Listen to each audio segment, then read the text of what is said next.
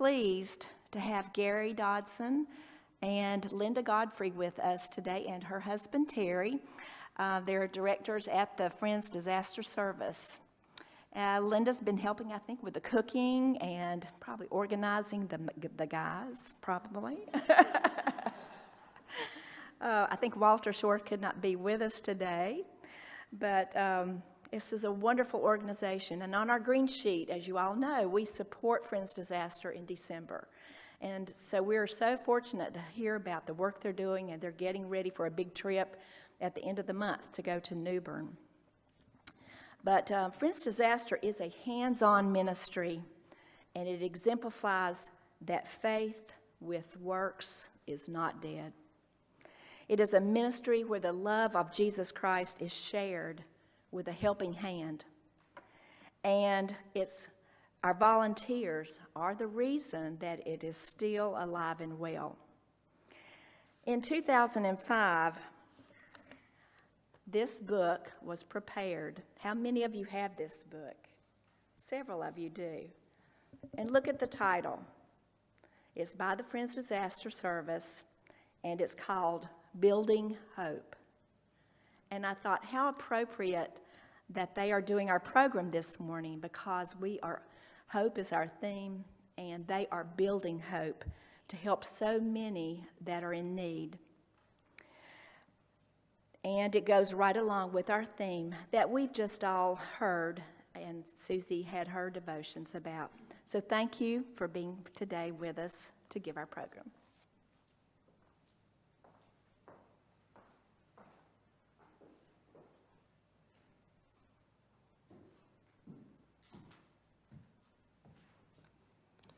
Good morning.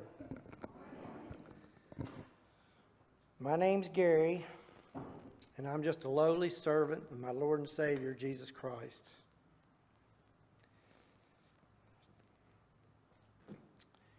And I've seen people coming in, several faces that I recognize, and then Susie giving her devotions, find out she's an English major, and my wife's a retired school teacher, and several others in here that know my wife are associated with the schools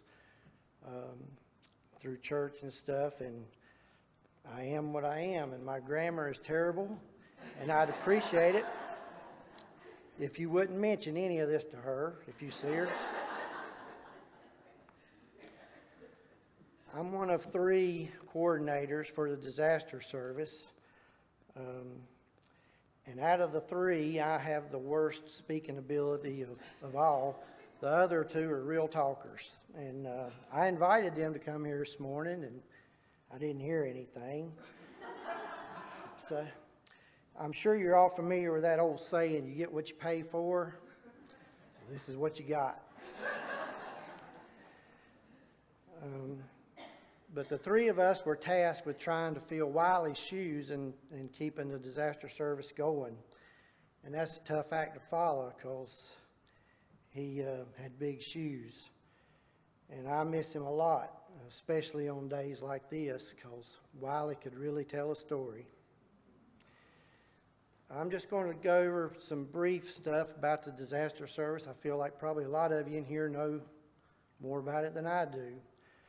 Been around for a while. But anyway, the disaster service was established by the yearly meeting in 1990. The rest of that year and through 1991, they did fundraising to buy a tool trailer, and supplies to go in it. And then in 1992, they had their first real disaster trip that they went on. It was after Hurricane Andrew devastated South Florida.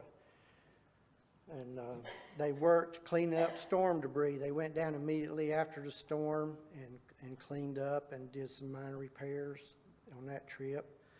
And here we are 30 years later since they took that first trip now. And the disaster service has been on approximately 175 trips in that time. I don't know exactly. We know that Charlie Ruth, who's from here at Center, many of you probably know, has been on 153 of them. He said he missed a few, and then since COVID became a thing, he hasn't been with us. He's not aged out. He's only 94, and he would still love to be going with us, and he's plenty capable of going with us, but he don't feel like he needs to leave Mary. I think she's 97. And these numbers could be skewed by one or something because I'm not sure when their birthdays fall this year. But anyway, he has been very dedicated to the disaster service all these years since the beginning. Most of our trips are for 1 week, with the exception, sometimes if we're building a new house, we'll send down a crew a week early just to get the floor system in, and then the next crew comes right in the week behind, and some of those people the first week will stay, and then when they've gone out to New Mexico and worked out there, they were, because it took so long to travel, they would be a 2-week trip. But for the most point, it's just for a week. Our primary goal is to assist people in disaster situations, generally described as an excessive loss due to an act of nature, such as winds, floods, and fire. We also take into account their ability to help themselves, things like disabilities, income, and age. And in the overall picture of disaster recovery work, the Friends are a very small group in that arena. But we're just a small group doing what we can. The scripture that we claim as our inspiration comes from Matthew. It's chapter 25, verse 40. It's the parable of the sheep and the goats. And verse 40 goes like this: "Inasmuch as you have done it unto one of the least of these my brethren, you have done it unto me." We've learned a lot of lessons in this time that we've been doing this, and one of them is that it's often better for us to partner with other organizations that are larger and have more personnel and resources to do the background legwork before we go into a site. And that is, if you just show up with a van load of volunteers and a truckload of building materials, the people that are first to raise their hands or the loudest to holler at you may not be the ones with the greatest need. And so these are other organizations that can vet these homeowners to see, if they have any insurance money, or help them with their insurance, or FEMA money, or anything they have of their own that they can help to buy materials for their work sites. They can determine who actually has the greater need. When we go in later, I mentioned that when they went in Andrew, they went immediately after the storm, and we've sort of developed a niche for going in after that, typically much after the storm when the rebuilding is still going on, but typically it's towards the end of that when we're trying to help people who can't get help anywhere else, the people right at the bottom. And so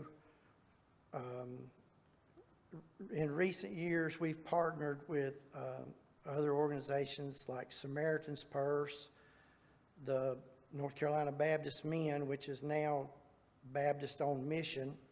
I guess that's a political correct term nowadays. And for many years and many trips, we worked with the Methodist in eastern North Carolina. They had a huge presence in the rebuilding efforts there.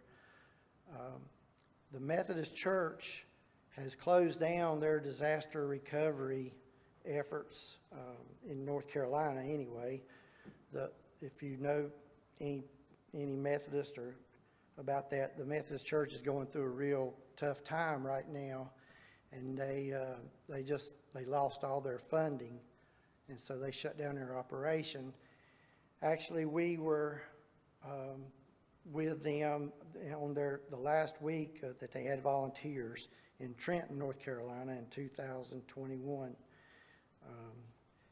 And I really hate that that's happening. They were great to partner with. Since they closed down, we've been working with the Baptist on Mission out of their location in Newbern, North Carolina. Now here we are 4 years now, about this time, since Hurricane Florence hit eastern North Carolina. When it came ashore, it was just a Category 1 hurricane, but it stalled out over North Carolina, and for several days it just dumped rain. And many places got over 40 inches of rain. So then the rivers rose and ensuing flooding. It was devastating to people that live close to the water, you know. And, so here, 4 years later, there's still people that are out of their homes. And if you don't have flood insurance, or you don't have enough insurance, and something like this happens, what do you do? Where do you sleep for 4 years?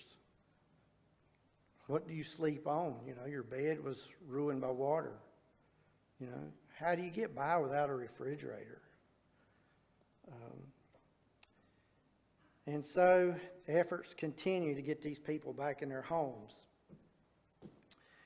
And here, now we've got down in the Caribbean, we got another storm down there, Fiona.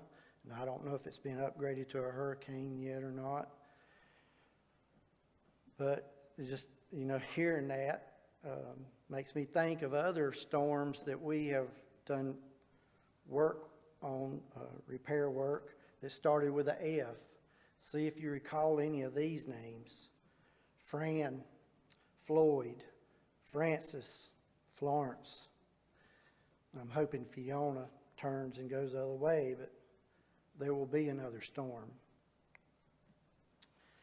A little more about the disaster service. We are funded totally by donations. We get donations from groups like y'all, and the men's groups, and meetings, and individuals, and people both inside and outside of the yearly meeting. And each year, typically, we receive from $10,000 to $15,000 in donations. And since the split of the yearly meeting, I hope it's okay for me to refer to it like that. Like I say, I'm not politically correct, but the disaster service, as Quaker Lake and maybe other entities within the yearly meeting, have been separated out, and now the disaster service is its own LLC, which for us, that means that no longer is our insurance covered under a large umbrella policy with a yearly meeting. We have our own insurance, and it cost us over $6,000 a year for our insurance. And that covers, we've got a 21-year-old pickup that we pull the tool trailer with. We got two tool trailers, sorry. We've got a small cooking trailer that carries our kitchen equipment in it, and a 15-passenger van. So the majority of this insurance is for a liability. And when you look at the cost of that, you say, golly, that's probably over $5,000 a year for liability insurance, and you make maybe 4 trips a year, 4 weeks. That's a lot of money, and it is. But there's a lot of lawyers out there, and it would not be wise for us not to have insurance. Along with our insurance costs, we pay $2,700 a year to pay for administrative fees, and this goes to cover our financial manager who manages our account, and that's, to put a name with that, that's Judith Cranford, and that's the disaster service is figured on a percentage of, that's how they came up with that $2,700. But just getting near $10,000 a year that it cost us before we ever buy a gallon of gas or fuel to go anywhere, a can of beans to feed volunteers, or any supplies. And so we're spending more than we bring in. and that's not a good business model in any business, I don't guess. It does sort of resemble my financial sheet for my farming habit. Yeah. Do you see a pattern forming? But I'm not here for fundraising. As a matter of fact, I'm not fundraising at all. I'm just here to report the facts. And the facts are that the disaster service is in very good financial shape. Around 5 years ago, a gentleman from Ashboro Friends, when he passed, he left his entire estate to the disaster service. And I don't remember the exact amount, but it was in the neighborhood of $150,000. And that money was put into a trust fund account with other money that we had in our operating account. And it's managed by the trustees of trust funds for the yearly meeting. And that has done very well over the past few years. You know, if you have a 401k, you know, everything's good as long as you don't look at your statement for the last 6 months or so. Anyway, that money has grown to currently, it's at the end of August, it was right around $285,000. And we try to be very conservative with our funds, and we believe that that money was given to help people, and that's what we're going to do with it. We're not just putting it in the bank to see how much money that money can make us. So about 3 years ago, we decided that each time we go on a trip, we're going to donate $5,000 to go to building materials for that trip, for them to whoever we're working with to use towards materials. Doesn't go to for any wages for employees. It's strictly for materials. And so we pulling money out of that trust fund a little along as we need it. And so we're so blessed to have that, and we just want to pass it on. Now, I could stand up here and talk about COVID and how that has affected volunteers going on disaster trips. And I could stand up here and talk to you about inflation and what it's done to building materials. And the sheet of plywood over this last couple of years has increased 3 or 4 times. And just imagine the effect of that on disaster recovery efforts. But I felt like, speaking to a ladies group, that maybe y'all would be better off hearing it from a lady. So I asked Linda Godfrey from Piney Woods. Her and her husband Terry have been very faithful to our organization over the last many years, and I asked her to come and speak to this from a lady's perspective. And I'll be back, so afterwards, any questions that you have, I'll try to answer. But Linda, please.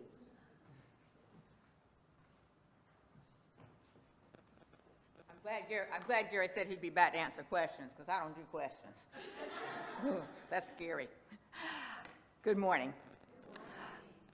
First of all, Kristen, wow. That's all, just wow. Thank you. I'm really glad to be here. I haven't been to a USFW conference in quite a few years, and I love seeing my old friends. I love hugging my old friends. Thank goodness we could do that today. I'm a rookie with Friends Disaster.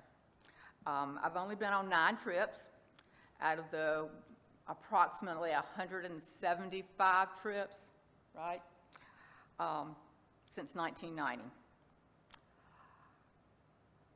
For the past 4 years, Friends Disaster Service has worked in Trenton, New Bern, Swansboro area, repairing and rebuilding homes, as he said, from Florence. We're not running? He fell asleep. That's all right. We should be on 5, Paul.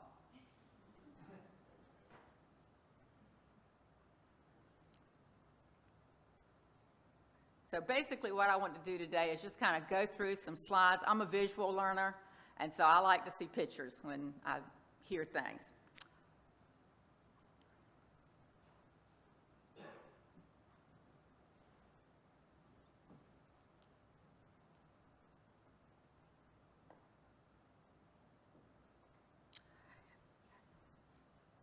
In 2018, the Trent River peaked at almost 30 feet.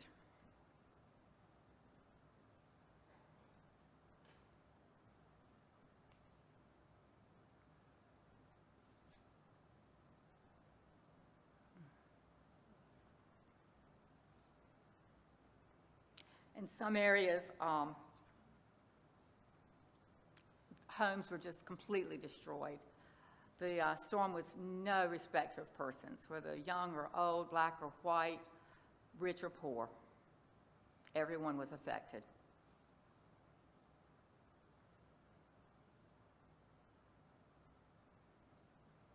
This was at a church.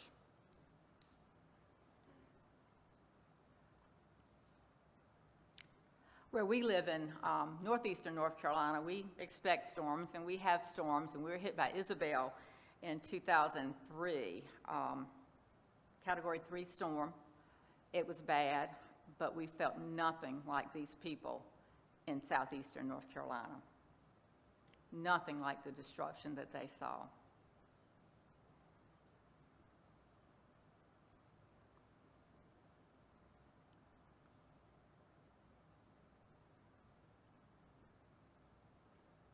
Imagine that you evacuated your home because of the storm, the possible flooding, and when you came back 3 or 4 days later, this is what you found in your home.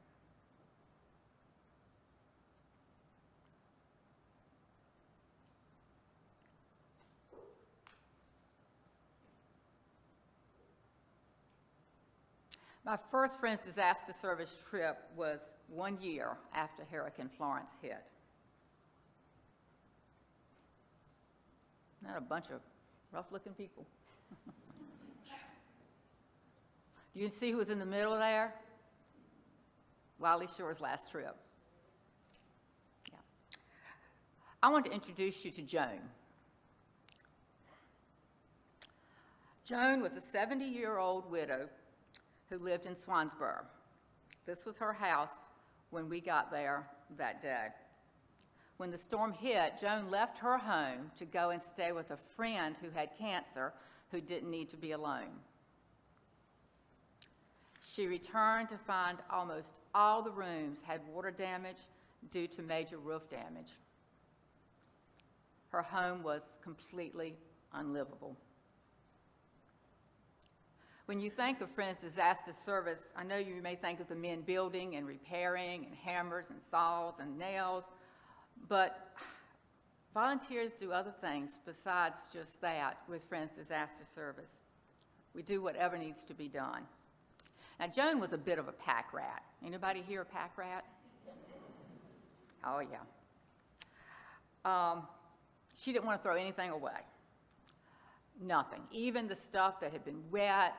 And so Rebecca Spivey and I were tasked with the job of gently getting Joan to throw away her stuff.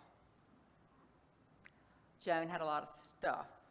And bless her heart, she was so sweet. It was so hard to give up her stuff. You can imagine what that was like. By the middle of the week, the FEMA storage trailer that FEMA had supplied was in Joan's backyard, and we had filled it up with Joan's usable stuff. And there was still a lot left in her house to be unloaded because they couldn't come in and do any work until her stuff was out.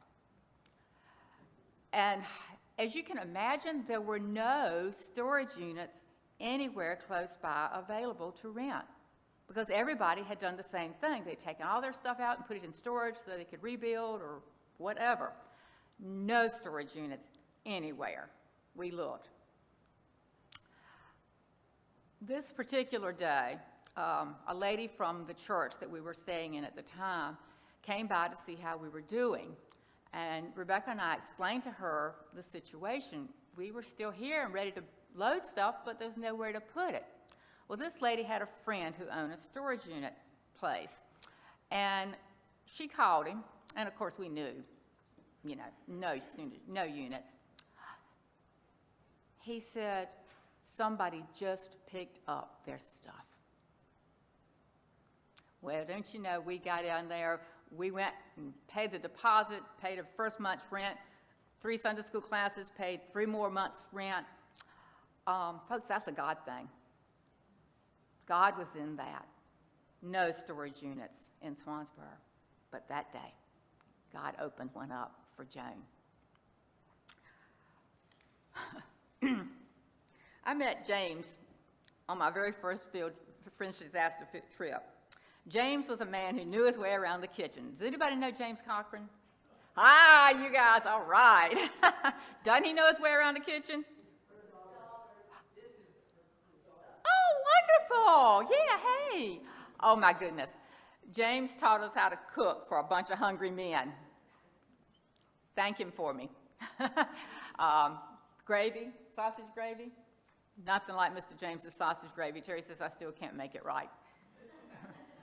And if you don't cook grits, gotta have grits for these men. He taught us how. See Mr. James and Carol.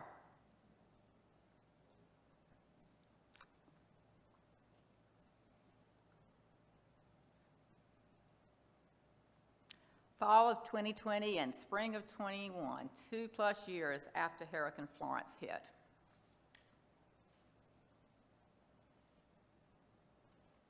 As you can see, our team is quite a bit smaller then. We won't talk about COVID, right? No.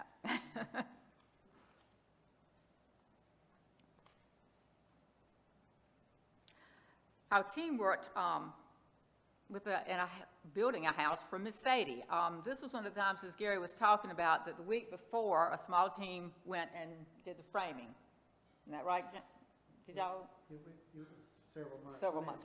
July, okay. Had done the framing on her house.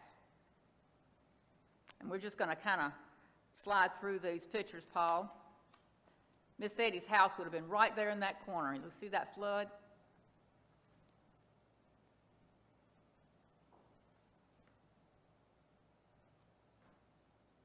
This was when we got there on Monday morning.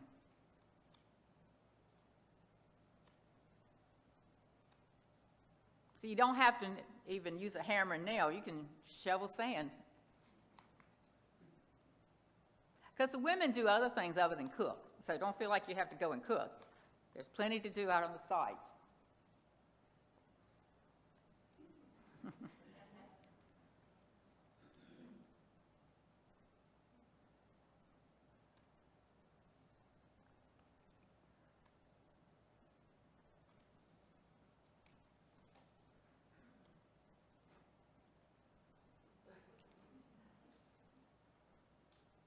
Everybody know Neil?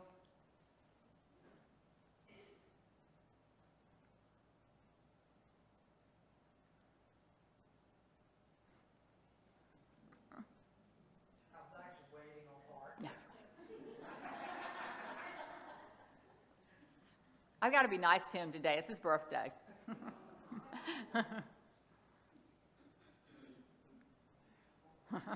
Quite a rant, wasn't it? Our guys are great ramp builders.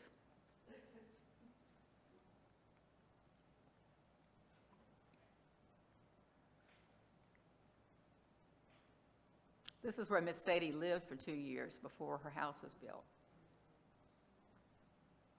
Now, Miss Sadie's son had an interesting, I just had to throw this in, interesting transportation. I think it started out as a motorcycle, I guess.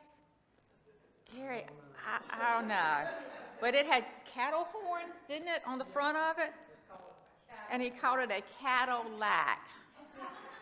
Yeah, Rebecca wanted to ride it.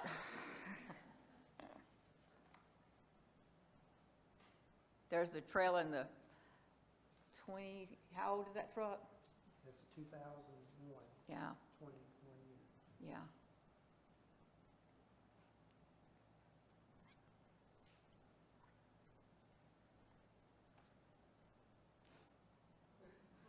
That's the only part of the work site I don't like.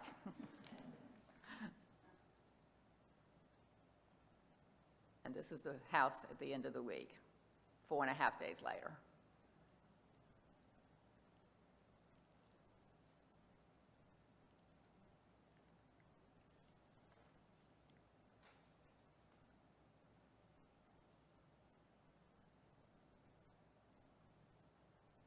There's Miss Sadie.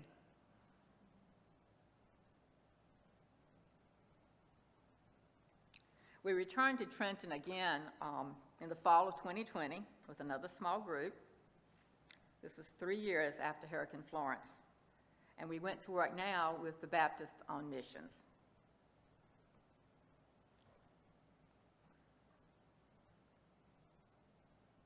Gary divided us into 2 smaller groups. On this trip, I went to the work site, and I helped the crew putting down flooring, which is not hard work. I enjoyed that week.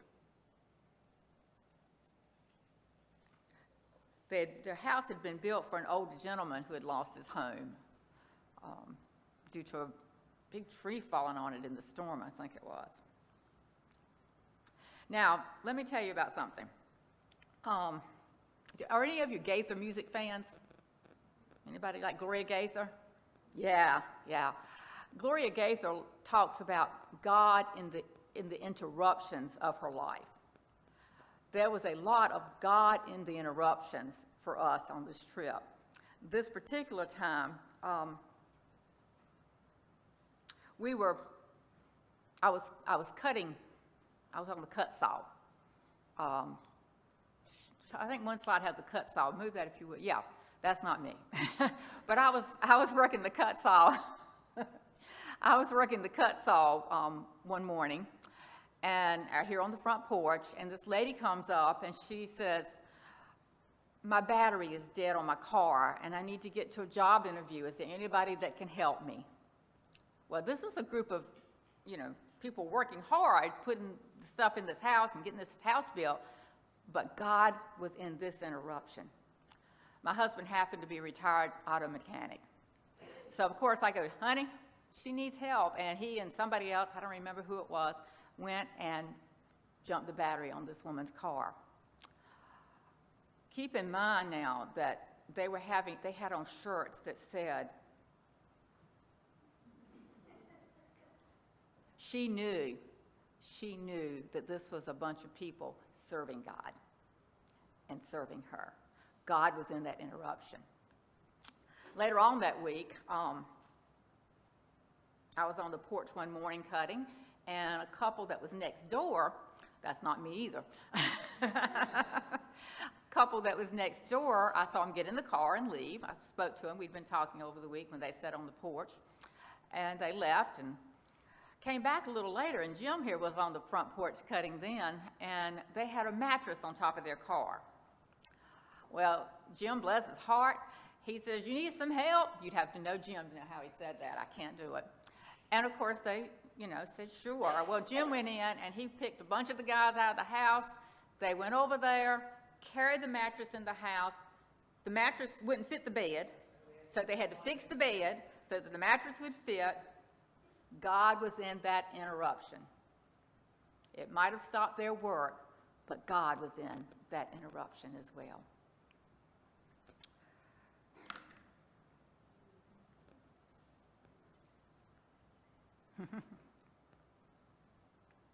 There was a house after it was finished. This was, a month or so later. I got the picture back from the lady there. The other group that week, Gary was on this group, put up drywall in another house that was also been damaged by the storm. Gary loves drywall.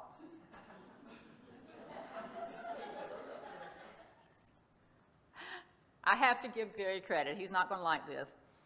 When the folks, when they start planning for the day or for the week's work sites and what to do, and they told us that there was, drywall to be put up, and Gary's going, "Oh, we don't get to have to do drywall. I don't want to do drywall."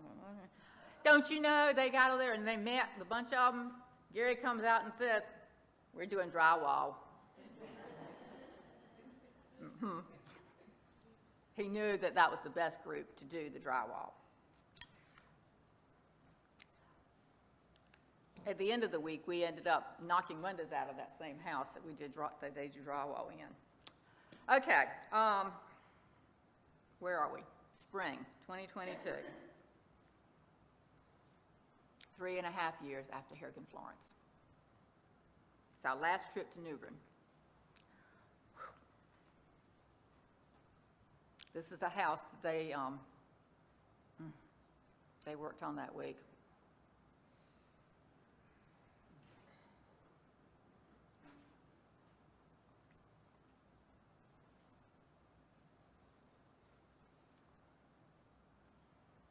In case you've never seen the inside of that trailer.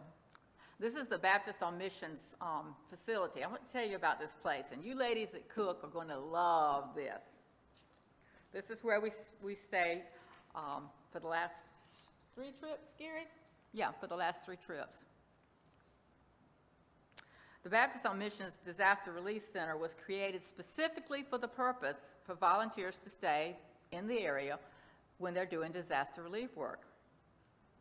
Look at this dining room, girls. Isn't that great?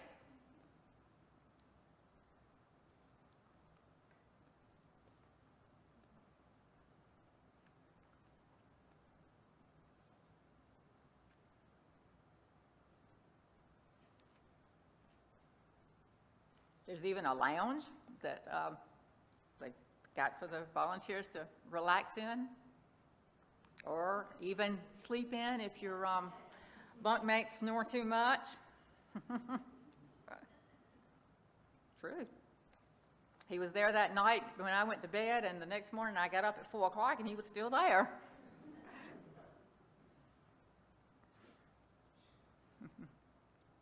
Even have a rec room. Of course, I don't think many of the guys had much energy left to play after a hard day's work, but some of our younger kids, some younger folks did. Each volunteer group that stay at the Baptist Center have to sign, or they ask you to sign their wall. And so, the first time we were there, nobody wanted to do it. Last time we were there, Rebecca Spivey was there, and you can see her drawing of our Friends Disaster Service logo. These are sleeping quarters.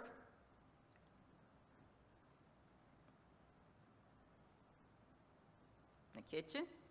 You should love this kitchen. It's such a pleasure to work in.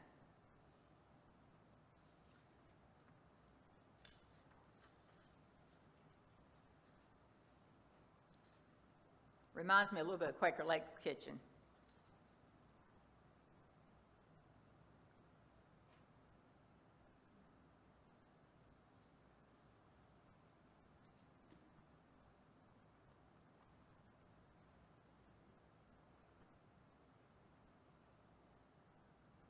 You know, cooking for Friends Disaster Service lets me do 2 things that I love. Cooking with friends for friends that I love.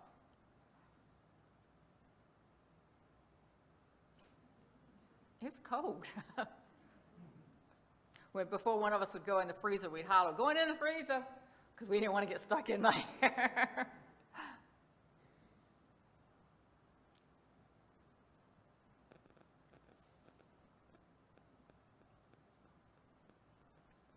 On our last morning in New Bern, and our last trip, before we had breakfast, we went down to the Neuse River to see the sunrise, and it was absolutely gorgeous.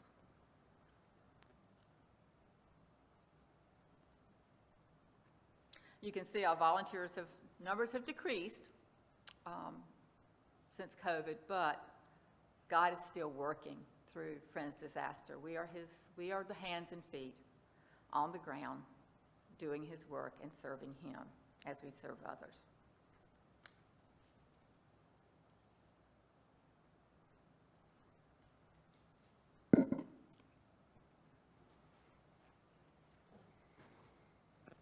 Thank you, Linda. I'm just about finished, but I want to just add a little bit to the pictures of our last trip.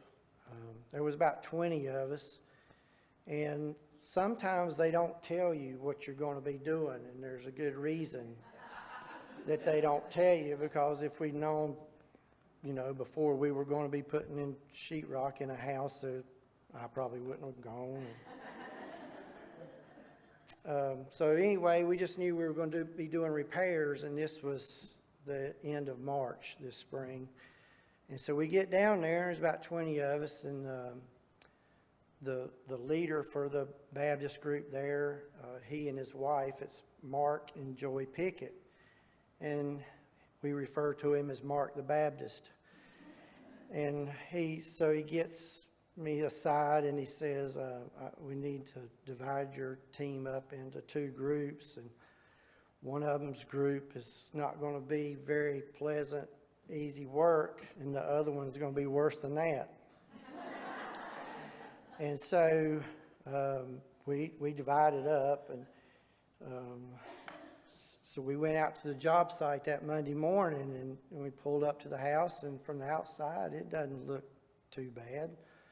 So we walk in the front door and into the living room, and they've gone inside and they've cut holes in the floor about a foot square in two places.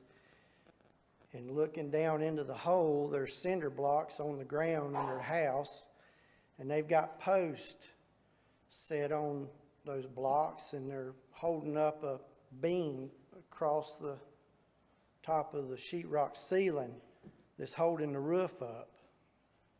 And so there are two bedrooms in that living room on the front half of that house, and each of those three rooms was done that way.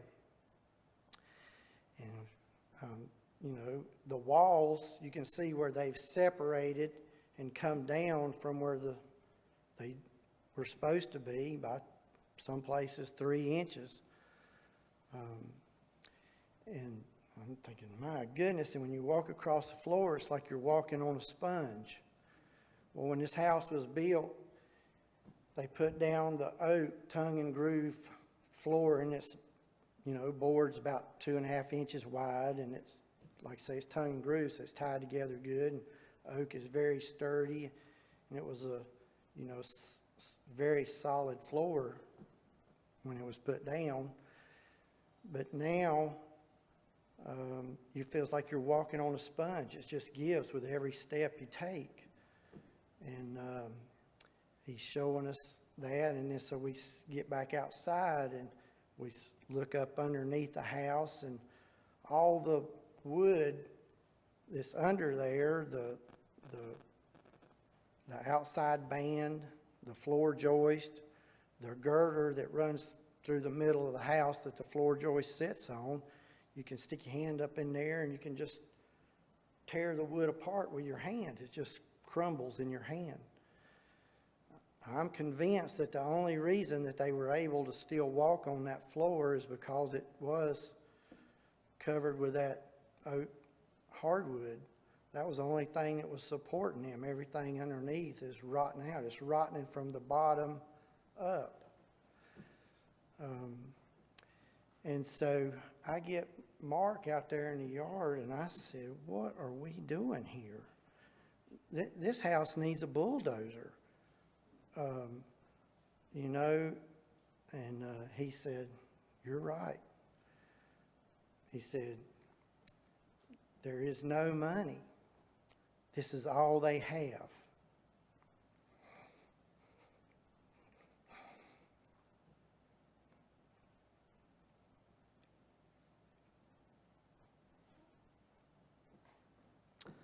Sorry.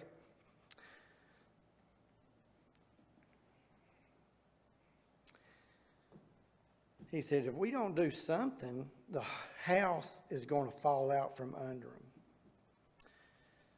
And what had happened, the water came up in the flood. Now, let me tell you this part too. Later on in the week, we got to meet the lady, the homeowner. She's about my age. And she has an adult son, about probably in his early 30s, that lives there with her. And she works in a nursing home, and she works during the night. Her dad is still alive. He was 93 when we was there in March, so she has her days off that she can help look after him. And she came right from work one morning. She wasn't in scrubs, so I don't know what her job there is, but they sort of, and I know her son works at a fast food restaurant. And so, I mean, these are working folks, but they're just getting by, you know, like me. Except they got flooded.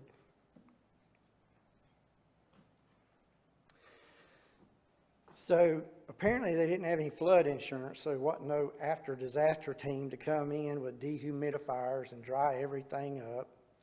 So when the water went down, they just moved back in.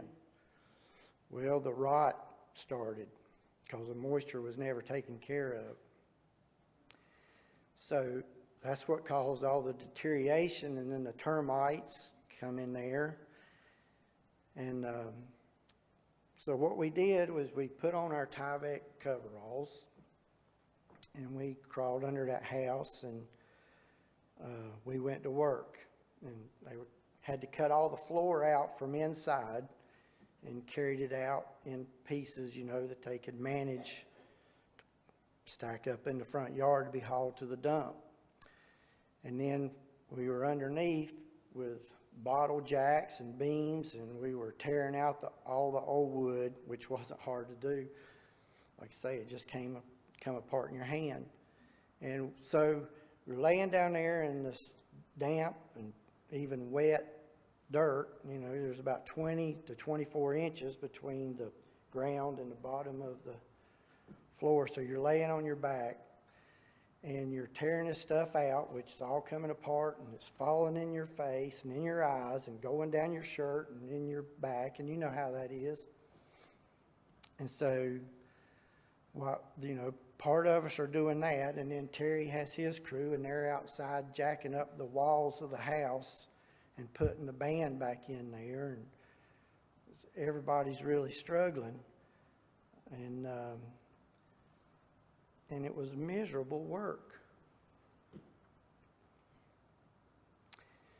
You know, I spent my career as a firefighter, and so every firefighter's got another job, you know. And so mine's been in construction, doing stuff, and you know, if I'd have come up on a job like that here at home, there's no way I would do that. You know, it's miserable. But it was all they had. We were the only hope they had. So we work under there, and we had fun.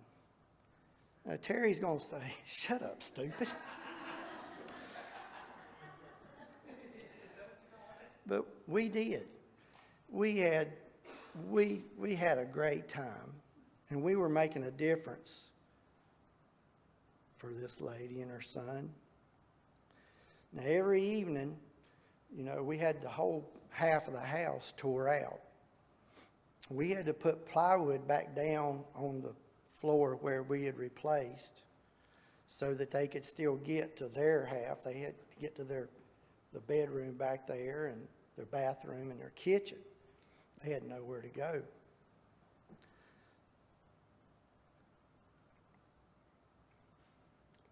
And there are so many people, so many stories like that still.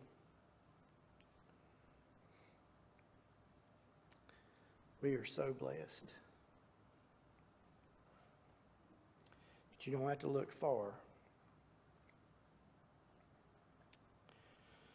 So when you get back home to your boyfriends, to your husbands, to your Sunday school class, to your meeting, and you get an opportunity to say anything about what you learned today, here's what I want you to say.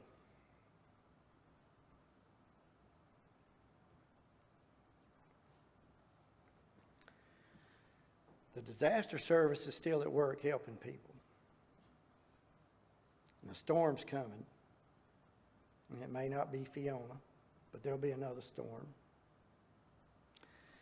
And they aren't caught up from the last one yet. And they need more help.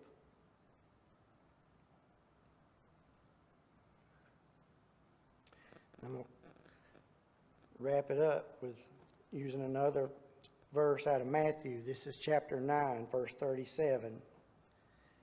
Then he said to his disciples, "The harvest is plentiful, but the workers are few." Thank you.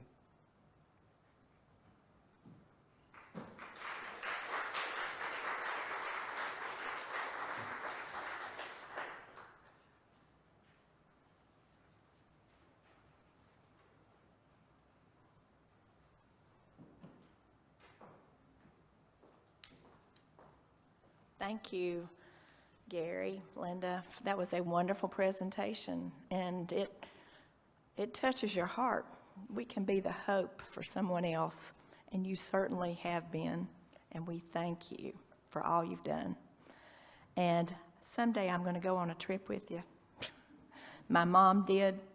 My uncle was Wiley Shore, and Walter's my cousin, so I would be honored to serve with you. Thank you.